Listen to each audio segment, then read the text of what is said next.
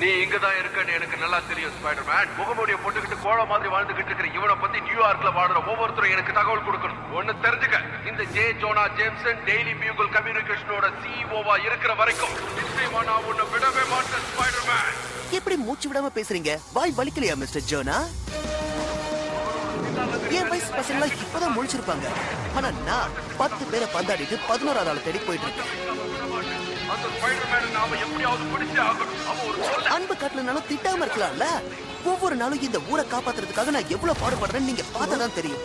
வலையில தொங்கிட்டு போறதெல்லாம் எவ்வளவு கஷ்டம் தெரியுமா? அனுபவிச்சாதான் தெரியும். இந்த சூப்பர் ஹீரோ வேலை பாக்குறதும் ஸ்கூலுக்கு போயிட்டு வர மாதிரி கிடையாது.